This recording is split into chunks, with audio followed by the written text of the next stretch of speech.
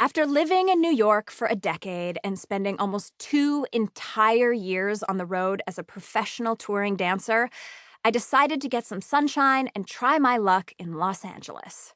One of my best friends lived there, so I snagged an apartment up the street from her and then spent the next month running around in a black fishnet catsuit trying, unsuccessfully, to book a job. For example, I spent 2 full days of my life auditioning for Christina Aguilera, only to have her creative team hire just the dancers that she had worked with previously. Essentially, they did us all dirty. Get it? What a big waste of time. So in the middle of trying very hard to be a backup dancer, I was not trying at all to be a television host. But to be honest, when you are desperate for ways to pay rent, you'll apply for every job that you are qualified for, and almost all of the ones that you are wrong for, too. This is obviously a true story, but I once went to an audition for women who played the bass guitar. It was like for a makeup brand. Spoiler alert, I don't play the bass guitar. Being a TV host had never occurred to me. I didn't even own a television. Everyone that's known me since the year 2000 when I moved to New York City has learned that I read books and I put my extra money in an emergency fund. I would never waste any amount of money buying something as stupid as a TV. By the time this book comes out, I will have won 3 Emmy Awards for appearing and also making a living appearing on TV, but I digress.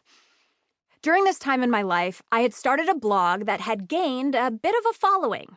Eventually, that rolled into getting a part-time job as a staff writer with a company called BuzzNet, but only under the premise of my own blog. Sometimes a weird opportunity to make a blog video would come along. Now, this is way before streaming services, TikTok, Instagram Reels, or any video at all really existed on the internet. Even YouTube was brand new.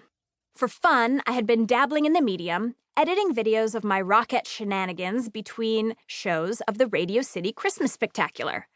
My series, End Girl Stage Right, had a whopping total of about 140 views. I was obviously destined for stardom.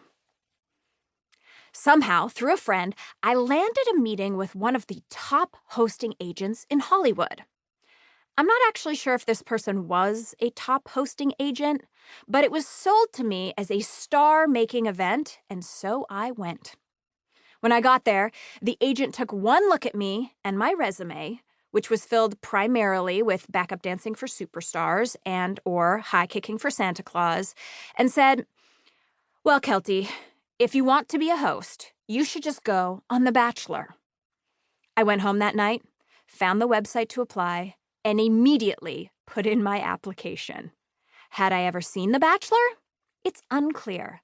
All I knew was that it involved falling in love and wearing pretty dresses. I vaguely remembered that back in high school, I may have watched Trista and Ryan get married and then read in some magazine in the grocery store checkout line that they got paid $1 million to say I do on TV.